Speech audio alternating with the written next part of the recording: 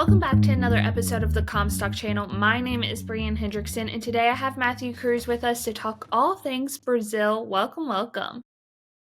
How you doing? As a reminder, December 1st is the deadline for pasture, rangeland, and forage insurance.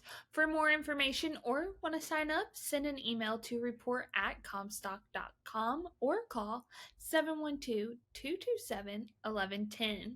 Tomorrow is a holiday and there will not be any new videos until Monday. However, from the Comstock channel, I express my gratitude to everyone who has contributed to our journey and continues to support us. You are counted among the many blessings of this year. As always, a special thank you to farmers, wishing everyone safe travels and a happy Thanksgiving. So let's kind of jump in and talk all Brazil, but let's start with their planting season. How's that progressing? Well, they're struggling. Not a lot has changed. They've been very dry, I think, as everybody knows here in the last several weeks. The market has kind of cooled off here recently because they're expecting some rains this week. I think that there's still a lot of uncertainty because a lot of those rains maybe haven't materialized as much as what people thought. And I think the other thing that the market is trying to decide is, are these rains enough to allow the crop to bounce back to normal, or are they just stopping the yield from falling at this point? And so their Brazil is about 70% planted overall at this period of time. Mato Grosso is virtually done now with their planting. And so their main concern is they have to evaluate how much of their crop in Mato Grosso is going to have to replant. And that's where most of the drought is affecting that Mato Grosso region. And so there's a lot of speculation that they're going to have to replant maybe as much as 20% of their area. I've talked to people that said they're going to have to replant maybe 50% of their total area. And so this is a rare occasion for Mato Grosso where they're used to getting too much rain, and now they have the opposite problem. And so replanting on large scales is kind of a new thing for them. There's speculation that they might replant with other crops like corn or even cotton. And so it's hard to know for sure. There's just a lot of speculation, but they are going to have to do something, or they can roll the dice and maybe they'll get, stick with what they got and hope that the soybean crop recovers. But the real issue is that I think looking out ahead in the next couple of weeks, we really don't see the rainfall picking up the way that I think they would like. There's still the forecast still leans drier, and for this crop to recover the way that it needs to, we need to see the opposite of that, right? We need to see the rainfall picking up into December, and I think the one chart kind of shows you here in the next week. It still kind of shows the drier to the north and wetter to the south. And that's another thing that we haven't talked about as much is we have two extremes, right, where it's been very dry in the north and getting too much rain in the south. And I think there's actually yield damage being done to the south as well, where they're getting too much rain. And I don't think, the market doesn't talk about that as much, but there's areas that, already in their growing season have gotten 50 inches of rain. It's just insane. And so there's flooding problems. When you get that much rain, there's not enough sunlight. There's not enough photosynthesis taking place for adequate crop development. And so I think there's yield damage being done in the southern part of the country as well. So it's off to a pretty rocky start, I would say. How is this affecting the soybean and corn market? Well, I think a lot of the market is having trouble believing what they're hearing. We've heard this before. You have dry areas, and so I don't think that what is happening down there, in my opinion, is fully priced in to the market yet. I think they're expecting a recovery.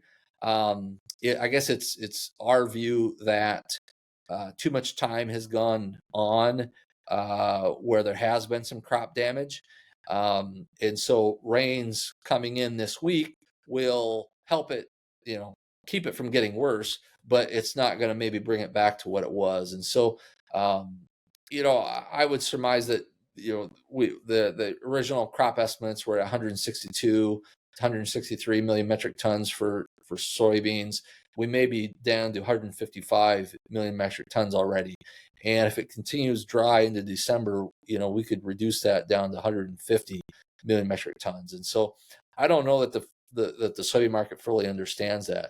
I actually think it's even more bullish for the corn, just because the way that the season has gotten pushed back, that all that replanting was basically going to happen a month later than normal. And so that basically eats into their second crop corn window, and to the point where they're either going to plant the corn a lot later than normal, or they're not going to plant it at all. And so I actually think in that Mato Grosso area, you could see a reduction in corn acres. And so I think that's, I'm not sure when that's going to show up, but I guess I'm more positive, friendly the corn market due to that. And so I think I don't think the market fully realizes that yet, because they're not going to start that planting of that second crop until January. And so we get closer to January, and the market begins to realize, hey, look, this stuff is going to go later than normal. Then I think you'll see things react. So we kind of mentioned, or you kind of mentioned earlier about the weather, but let's kind of see what the weather forecast is going to be in December. What are we kind of seeing there?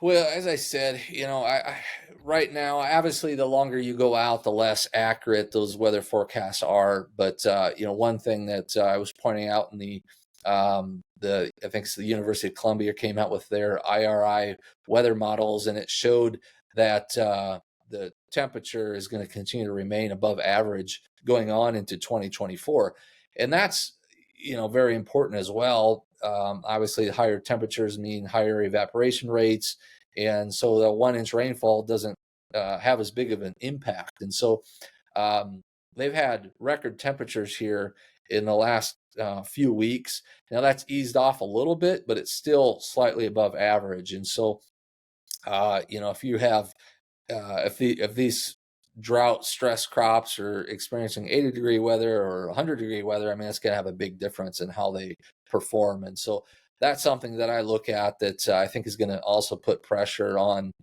their growing season, and maybe be a boost to soybean market as well. It's just the high temperature forecasts are still remain elevated, going on, I think, through February. So overall, how concerned are you about all of this replanting and them not getting enough rain and stuff like that? Well, I think everybody's really concerned, talking to producers down there. I mean, they're kind of glum and a little depressed, and it's impacted large areas.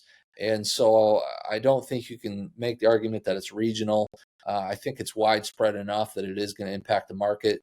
My family's farm in Minas Gerais is quite a ways away from Mato Grosso, and it's even stalled and delayed our planting there just because of lack of rain.